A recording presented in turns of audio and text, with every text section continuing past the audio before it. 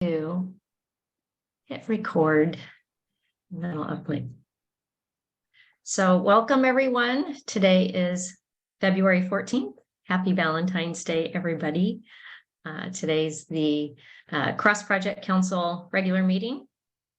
So we have a number of things on our agenda. Hey, everyone. So let's get started. Okay. If you add yourself to notes, that would be great. Okay, so first on the agenda, we have issue 1009, enabling payments for GitHub code spaces. There's been a lot of great conversation happening. Abby is on our board and she helps support maintainers at GitHub. Yeah, I think on this one, the thing I would suggest we do is GitHub's helped us different projects in various ways in the past, and so this is a subset of the ways they could help us. And so rather than kind of building an official process and setup and structure for this, especially one that gets money involved, which is somewhat hard. I think codifying in our there's a menu somewhere. I forget what the document is. I'm not actually sure on it. But there is a menu of infrastructure that the foundation provides somewhere, and just codifying there that the GitHub and the foundation have some sort of relationship. Also, generally, GitHub is very open to helping open source projects, or at least some subset of open source projects. And generally, I think the ones under the OpenJS Foundation would fall under that umbrella. Saying let's talk to GitHub and see, or we can talk with GitHub and see if we can get you code spaces minutes, or get you a team enterprise or a team plan on GitHub for your org, and that's something that we can kind of help work with GitHub on. Or various other things that GitHub offers. We can kind of work with you. I can try to find what document that is and PR it in. I think it's in the CPC repo. But yeah, I think that's probably a good path forward here. I think that sounds great. One thing to build on top of that, I think if maybe what we can do is maybe it doesn't have to be formal or anything, but in addition to the list of resources we talk about, or guidance for smaller projects, or I guess projects of any size, that we can maybe share resources on how to set up code spaces, or how to set up the containers, or just co-locate some easy steps so that they can realize how they can enable contributions to be more accessible for the project. I think that's just a nice addition.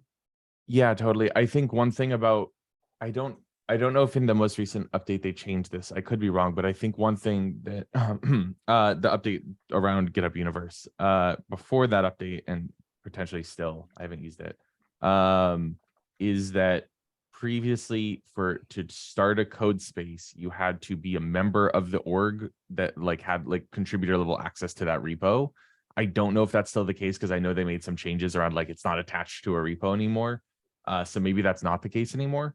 Maybe if you're a member, you still have access through the org, but otherwise you can pay yourself. I'm not sure. Yeah, the only difference is where the billing goes. Essentially, you get the free 60 hours a month, and so if the org doesn't have the billing enabled, or you're not a contributor, then it just goes towards your billing.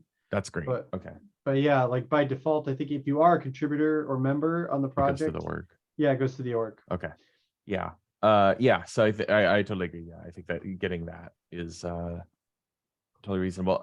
Yeah, I mean, I think we can I'm totally open to landing documentation about that if you want to work on that, Sean. I don't think I have time for that, unfortunately. I'm also happy to sit there and do a recording with someone. If you want to do a recording with me, I've done this a lot. I built a dev container for Node that you can launch. I don't know if we landed that PR, but it's meant to be launched from Node's repo, Node.js/Node, that builds nightly and is an automated pull and stuff, and it builds Node, which is heavy.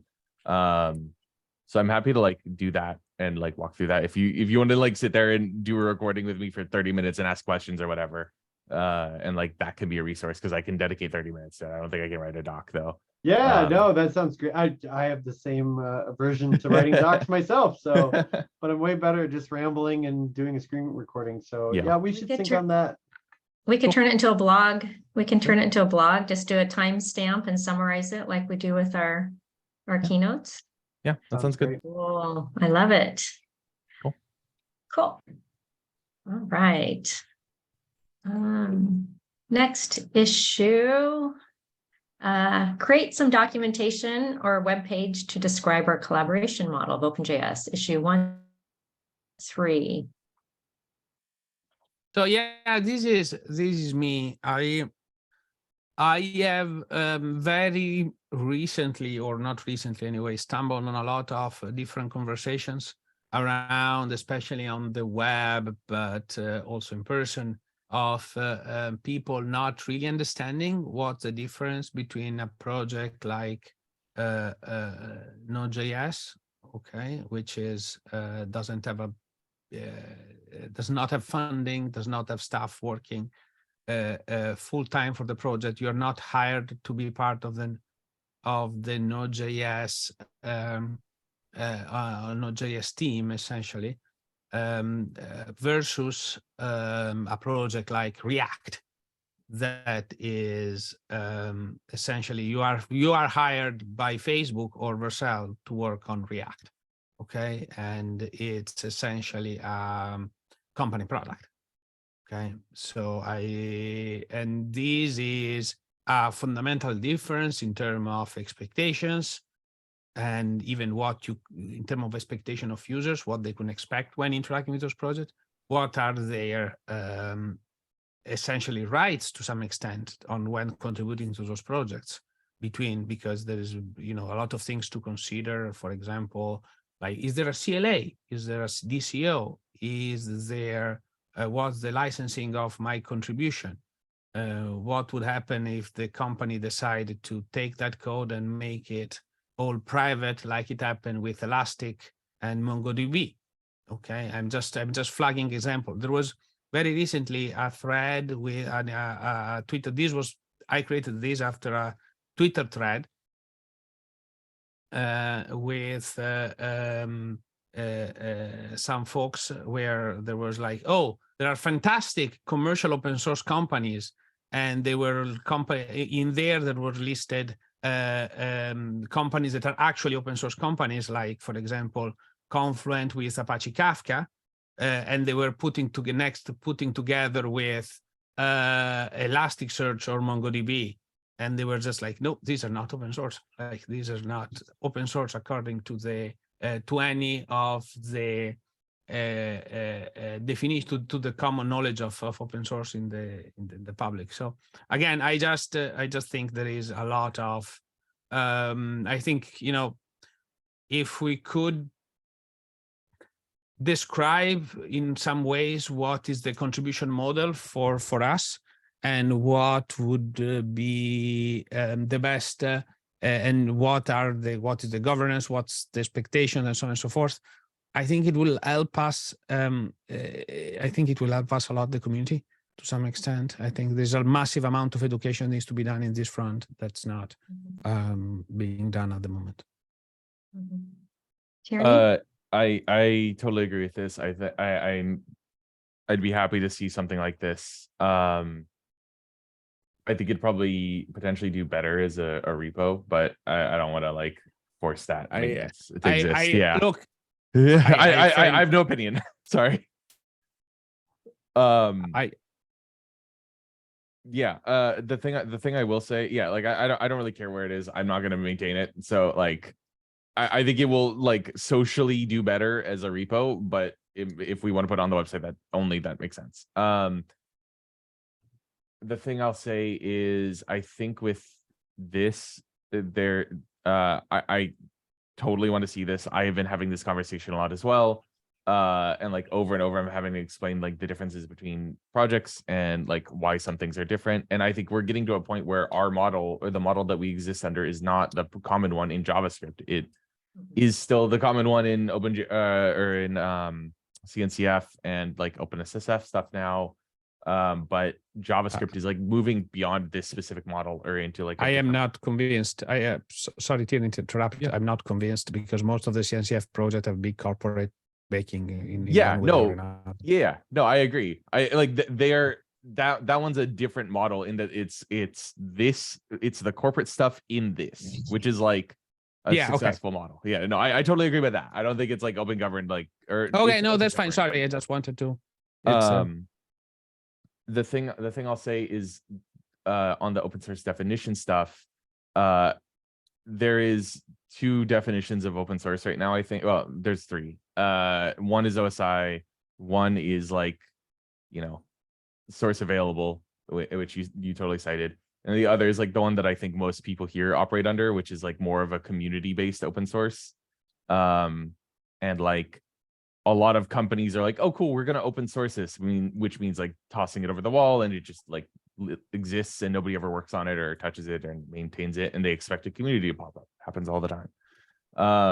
I think being careful about that, because that is a very big discourse that if we want to do something on that, I'm totally for it. But that is like a very big discourse that can get very thorny because a lot of people have a lot of opinions, including me. I have very strong opinions, unsurprisingly. I just don't know that specific slice of it. I don't know if we want to engage in, just because I don't know if we have the time and energy for that. But I totally agree about like, here is how like a lot of corporate open source projects are going. Here is how like community governed projects are going. And then there's also like this other slice of like, I don't know, it exists, it's open, you can use it. I might accept pull requests, open source. I think that defining that open source, but not open governance, right? Yeah. That is. Yeah, totally. I think doing that totally reasonable. I think that's a really good piece of content for us. And I also think we will probably want to like revisit that annually and see what's changed in the landscape, because the landscape is still pretty rapidly evolving. So I mean, I love this. It's a hook that I often use in my sort of short pitch for OpenJS, but having it, elaborated and sort of more community content filled in. I'm happy to hold the pen if we had a working session, or if you all want to do a brain dump. That's one thing I can do, is write. So if we, again, want to use a working session or what have you, or set up an async call, would love to drive that. And then it would drive, I think, a lot of our narratives and talk tracks. We're also refreshing our website. We can weave it in a number of places. So.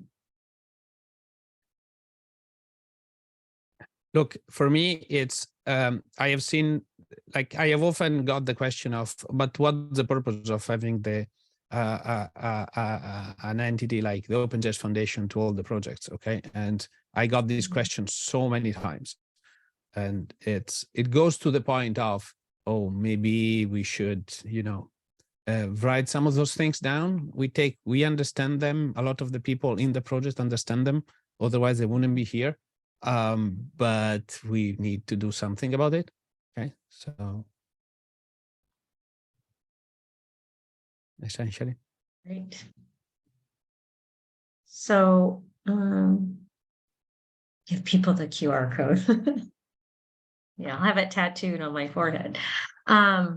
Okay, so do we want to use a working session, or do you want to, if there are any folks who want to raise their hands, I'm happy to set up a time that works for more folks. yeah, either of those works for me. I'm fine with either.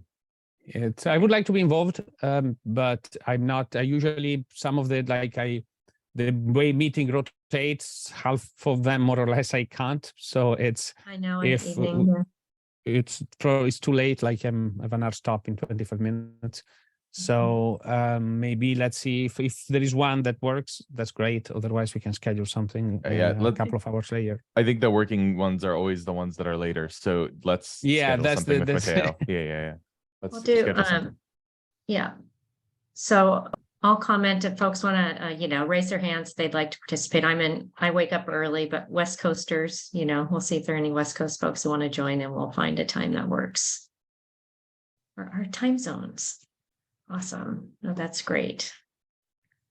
Thanks. Okay.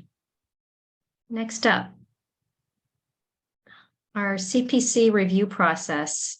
I had the doc open yesterday. I didn't have it open today. There is a working draft. Oh, here it is. Updated. It's actually in the issue.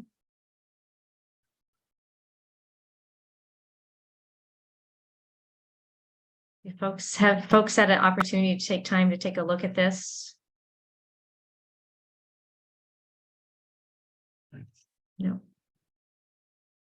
Okay. I will take the action to give it another pass and then provide you all an update. Robin, take pass. Okay. Okay.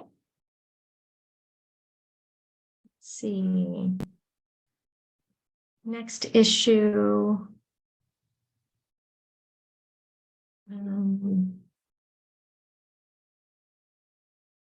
Let's see.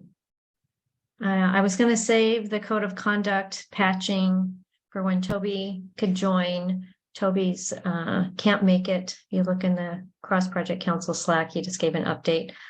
License support tooling, we should be getting an update from Joe because there's been some work done on a tool in OWASP with IBM that's being contributed back to the community. So that's something we'll be building from. And I don't think Yuggies can make it, but if we can make progress on issue 910 and all of the related issues, if y'all want to take a look. You know, Joe provided some guidance as well on what he's hoping to find.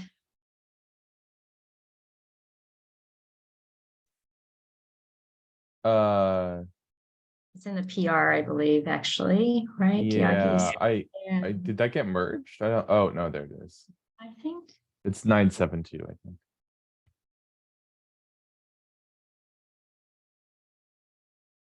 PR 972. Yeah. Yagis has done a lot of great work. Super grateful for that. Let's see. Do we have any other blockers or are we kind of getting close to being done on this one? Amelie left There's a me. comment. Okay. So basically, I mean, looking at this, I have a hard time seeing the value compared to the effort that goes into it and the complexity that it adds. Well, when really, we do need some like scripting and better expression of what is the diff between what we have and what's upstream, but managing and working with that diff. This feels like it's trying to solve by technology something that should at least in part, you know, rely on the fact that we're humans interacting with the system. But yeah, as a shootout, whatever thingy coming out of this, I filed a PR that updates effectively the structure of just the spacing and a couple of other minor things in the code of conduct to match what's the current 2.1 upstream version, and that explicitly also documents what the differences are that we have that apply to the code of conduct. So my preferred way of having this advanced would be to first minimize the difference between the 2.1. Then because we're starting out from a version that is nominally a copy of the upstream, even if the upstream since changed to what is now known as the 2.0. And then we say, for instance, that this is that our baseline is 2.0 and then 2.1, and this is the difference that we are using. And in that context, maybe we want to talk about finally whether we want to drop the project word from where we are using it, or explicitly somewhere include the language that we want about what the permaban really might mean. But yeah. I mean, the initial impetus to do this with the technological solution was because the upstream does make changes without like explicitly tagging them or notifying. And so like we wanted to have a way to make it really easy to adapt to those changes without having to read the entire document, the entire updated document, and figure out like what our changes were, what their changes were, and so on. And I agree, it's certainly a lot of work has gone into this solution, but I think it seems like the sort of work that is a one-time cost that will pay off over time if and when more changes are made to the upstream or to ours. So I still would like to see it go forward. I agree, we need to be able to clearly see the diff, and I like your PR that decreases the changes, right? I think that should land regardless. But like, yeah, I think that it's knowing what has changed is a human problem that actually is solvable with technology, in my experience. I do I agree with what Jordan just said. I also do agree with what Emily said, that we should not be removing the code of conduct file from this repo. I don't know why that's happening. My understanding of how the action worked, and Yuki's isn't here to talk about it, so I don't want to like litigate this too much, but my understanding of how the action worked was that it took the upstream and then it took our diff and then it put it into the code of conduct. Which maybe this just re-adds that, I'm not sure, but like once it runs, it'll add it. I'm not sure, because it does look like output file path is code of conduct.md. So I'm pretty sure that just like it'll get pull requested as soon as we merge this, and then we just accept that merge or that pull request. So like I agree that we shouldn't be deleting it, but I think in spirit that's just like the deletion is a temporary step rather than we're actually deleting the code of conduct. It's just like an artifact of how this has worked, or how this works. Yeah, I guess that's what I'll say. I am also in favor of this, again, for what Jordan said, though. I think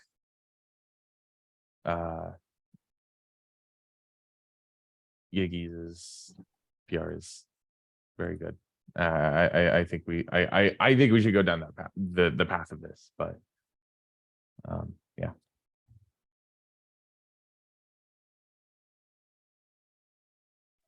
But I mean, one thing that the current one doesn't do is provide us with any automation to recognize when a difference has been made.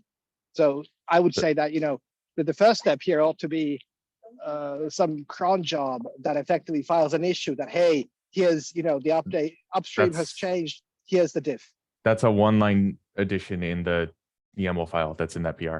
It's you literally just add cron, and then this will run every time. And then if there is a change, right, that's what the Gregor's creator update pull request action does, is that it runs through the full job, and then if there is something different on disk in that VM that it's running in, it will create an update that says, hey, there's an update, and like it PRs it, so we can just review it in the PR, and it'll apply our patches. And if there's a problem there, we can pull the branch and update it, and update the patch if we need to. Does that make sense? Yeah, I mean, I think that in terms of ordering, right, like I understand where you're coming from, where like, let's do the notification first and then let's automate the updating. But it turns out, I think in practice, that it's easier to build the script that does the update first, and then run an automated, and then build an automated check that sees if there's a diff. Yep.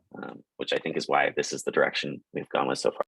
Yeah, and that is also like, we are at the point where the automation has been done. At least that's my understanding, is that the automation is done. Maybe I'm wrong.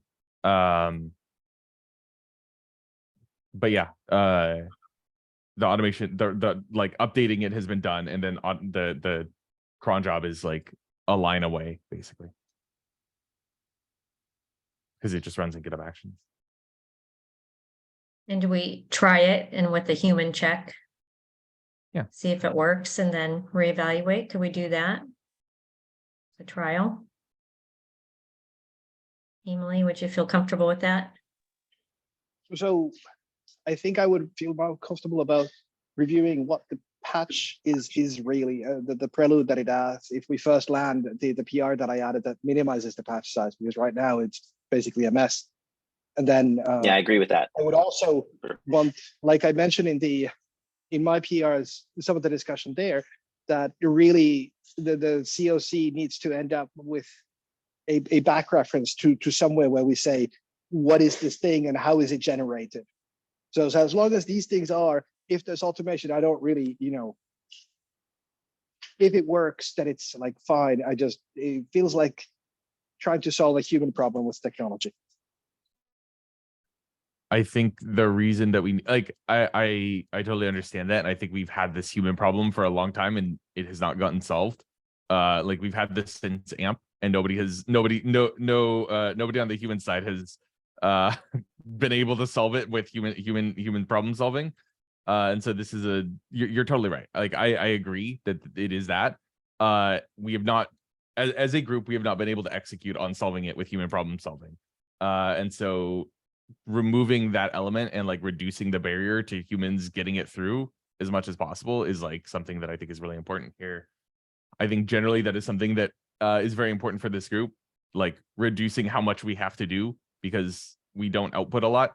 And there are some things that do need to get fixed. And this is a pretty good example of that.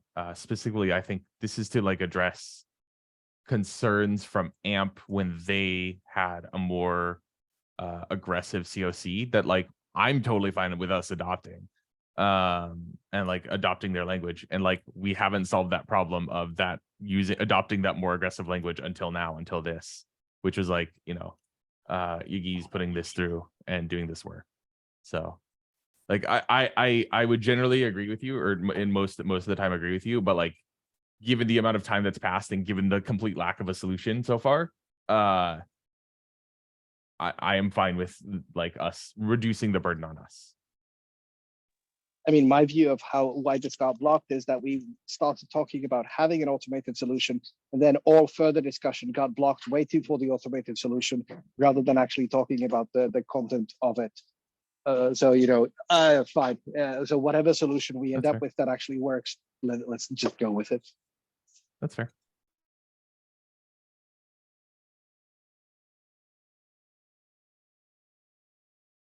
I want to make sure we're capturing this in the notes. Oh boy, that's a hard one.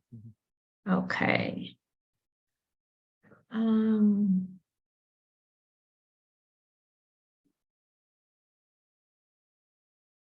maybe this is good. Patching script. So what the PR is 910. No, the PR is, we're talking about 2 right now. We're talking about 972 is one of them. yeah, which isn't in our notes. Yeah, it's not Okay. in the agenda for some reason. Okay. I would love you all to summarize, but I felt like we kind of came to consensus on something. I think it's generally whatever solution works that we're willing to do it. Yeah, I think that was the conclusion. Yeah, so we're gonna land Emily's PR first that minimizes the diff. Then we're gonna land this patching script, which is 972. And then we're gonna make sure, and maybe as part of 972, we're gonna, or after, but either way in short succession, we're gonna make sure that Emily's comments are addressed about when you view the COC, having a very quick way to figure out how it was generated and what the diff is for, and what the source is. Does that sound right, Emily? Yes, with also my concerns on the original PR about at no point us having no COC in the repo. That is a reasonable position to take. Yeah. Cool. And we can like if Okay. if the for whatever reason, I'm pretty sure it's been tested, but if it doesn't work, if it doesn't kick off the PR, that we like that PR should be a fast follow instant merge to re-add the COC. Because it'll regenerate a COC that it'll PR in. So I think that's, I hear you, Tierney, that's what I Yeah. think it will do. But I think Emily's point is we should do it a little differently so that we actually include in 972 the fully generated file. Yeah, that's fair. So that the test is there is no diff. Yeah. Yeah, that's right? fair. Yep. Something like that. That makes sense. Cool. I just plopped what I thought I heard in notes and kind of a separate thing.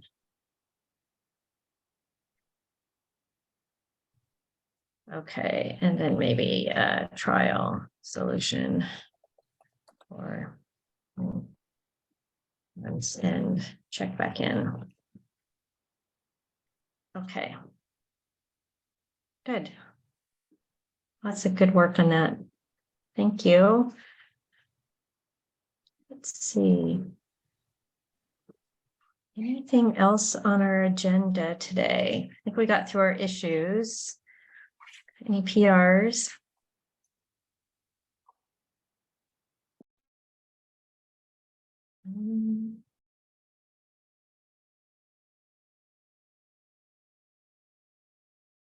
I think the only thing, I think Claudio couldn't make it, but he and Roy are on point for the Collab Summit this year. And we're getting space and all of those requirements sort of sorted out right now. But Roy and Claudio will be on point. There is a summit repo where they'll be curating content with you all. So stay tuned for more information on that. It is on the registration page for OpenJS World. So if you haven't registered, you have a box for OpenJS World, and you also have a box for Collab Summit on the 9th. So that's been added. What are the dates on that again? May 9th through 12th. Oh, okay. I need to Yeah, book that. Vancouver, BC. Oh, it's in I- Vancouver. Sick. Cool. Yeah. Something that so is there I don't remember if we did it. Are we sponsoring the ticket? So are we, with the travel fund, are we also covering the tickets for the conference or not? This is a random question. That I think it's all up to you on how you want to use your travel fund, whether it's tickets. The Okay. folks who are on the program committee get a free pass. But because we're not taking a budget commitment on the conference itself, we're a micro conference. I can't sort of make those unilateral decisions anymore for this Yeah. group. So, but yeah. cool. No, just question. Also, a bunch of people have reached out to me asking if that they missed the CFP deadline. So just in case, I'm just flagging this. Yeah, we've been hit too. topic. Kylie and I Okay. thought if you send baby pictures or things, we might change your mind, but we have to say no. Okay. No, yeah, we've been kind of hit left and right, so there was not an It's extension this year, yeah. Mhm. It's how is it going? Is it very packed? Is it We have a lot of great, yeah, I looked at the spreadsheet, a lot of good contributions. The program committee will meet. They will also leave room to curate content, to take into account diversity of topics and projects and people. So they always leave themselves some wiggle room to create a well-balanced event. Cool. amazing to hear. Can't wait to see the agenda results. So We're also going to have some virtual content as well because there's so much great content. And we love to use that as well. It does all land on our YouTube channel, whether it's in person or virtual. So it might be if those people those people that missed the deadline, they want to send something for the virtual one. Maybe just this is a question for. Okay. I'm leaving to Okay. you. Okay, it's. I will put that in the hands of our more work for you. now our amazing program committee. It's a really great group. Many of them have been serving on for 4 conferences already, so well attended. There's still room if y'all want to participate. There's always room. Yeah. I'm as soon as I am confirmed that I can actually go, then I'm going to try to file my travel fund request and see if I can go, and then I will consider if I'm available for talks. But It's not so gonna- close. I don't want to put myself in for things like that before I'm sure I can make Yeah, it. but you're Sorry, go so ahead, Sean. sorry. You're so close, Sean. Yeah, I know, it's so close. I think I'm gonna try and go. This sounds fun. You should do a webpack. Yeah, I have Wow. already booked my travel, so I don't need to look at just. I booked my travel at the hotel when the conference was announced. So whatever. We switched Should to like definitely book quarterly. your hotel. Definitely book your hotel. Those blocks go quickly. Yep, I'm driving, so. Can someone drop the link to like, is there a hotel with blocks? You're right, I should book that sooner than later. Mhm. Either in Slack or here, it's no rush, or you can DM it to me or something. Thanks all. Yeah, Sorry, I completely derailed the conversation. It's my fault. that's all right. Roy's like, I've got baby pictures. I'll share those. Cool. Nope, yep. So we, yeah, we've been hit left and right, but yeah, lots of good content. And yeah, we do love a lot of content because it does keep our blog busy for probably 6 months where we feature some of that stuff. Okay, anything else, gang?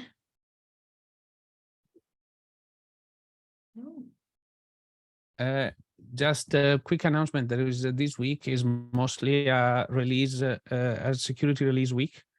So a good chunk of the projects are going out with security releases. So if you're watching and there is somebody on one of the maintenance team that you like and is being involved in security releases, send them mugs and love and pray that everything works correctly, because at this point in time, like finger crossed, the node is going out on Thursday with a security release. Okay, like a lot of people have been pushing hard on that. So I'm just wanted to mention also Fastify, one of the Fastify projects plugins did a security release today. API is now part of the OpenJS Foundation, did a security release today. A lot of others are going security release sooner rather than later. There's been a overlap of multiple vulnerability issues submitted that makes this big update cycle for everybody. OpenSSL did last week too. So, and I'm just flagging the fact that, if you're watching, you should probably go update your stuff this week or next week, something like that. And flag for Kylie if you want something retweeted or amplified. And also we have some new projects on Mastodon as well. Electron node us. So check it out. Sean, if you're interested, let us know on Mastodon. Yeah, for sure. Okay, Matteo. Awesome. All right. Thanks everyone for joining. See you next time. Bye.